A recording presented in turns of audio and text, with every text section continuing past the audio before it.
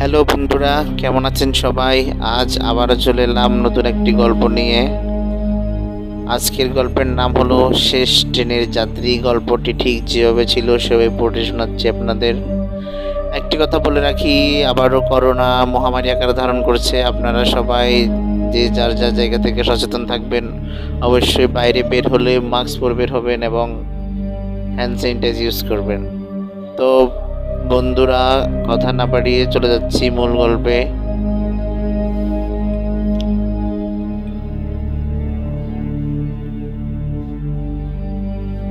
রাজবাড়ির পুরনো স্টেশন।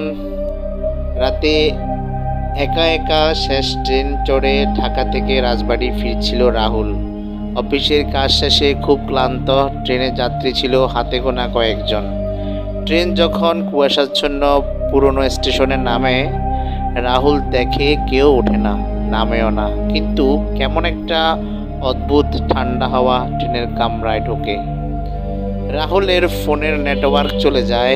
একসময় সে দেখে এক বুড়ি মহিলা তার পাশে এসে বসেছে। সাদা শাড়ি, ভাঙা দাঁত, চোখ দুটো আকস্মিকভাবে ফ্যাকাশে।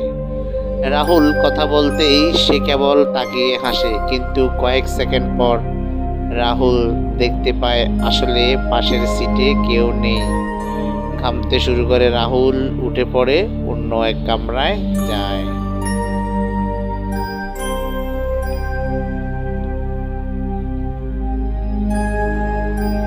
হঠাৎ পুরো ট্রেন যেন এক অদ্ভুত অন্ধকার ঢেকে যায়। লাইট ফ্ল্যাশ করতে থাকে।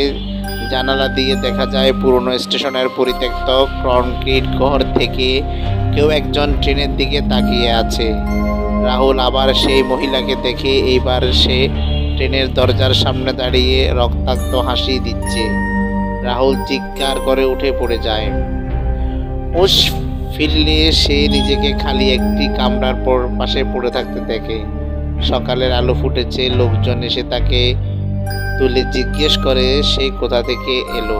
রাহুল বলে সে শেষ ট্রেনের যাত্রী। তবে সবাই জানায় শেষ ট্রেন তো 3 বছর আগের ঘটনায় লাঞ্ছিত হয়ে নিখোঁজ হয়। সেই ট্রেনের কোনো যাত্রী ছিল না, ছিল শুধু এক মৃত মহিলা স্টেশনের পাশে পাওয়া গিয়েছিল। তাহলে রাহুল যে দেখলো, বাস্তবে সে আসলে কে? এই কথা আবিষ্কারের জন্য সবাই চেষ্টা করলো। রাহুলকে অনেকবার জিজ্ঞেস করা হলো, কিন্তু রাহুল হতভম্ব হয়ে আছে। তার মধ্যে যে ভয় ঢুকেছে, সে কোনো কিছুই বলছে না।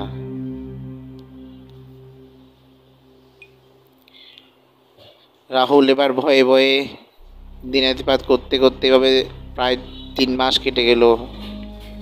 রাহুল ধীরে ধীরে অসুস্থ হয়ে গেল এবং একসময় রাহুল মারা গেল। বন্ধুরা, আজকের গল্প এখানেই শেষ।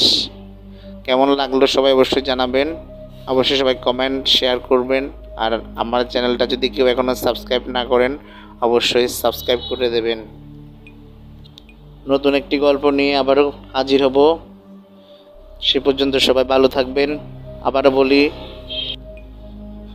অবশ্যই সবাই একটু সচেতন হবেন। আবারও করোনার প্রকোপ দেখা দিয়েছে। সবাই হ্যান্ড স্যানিটাইজ ইউজ করবেন এবং মাস্ক পরে বের হবেন। ধন্যবাদ, ভালো থাকবেন সবাই।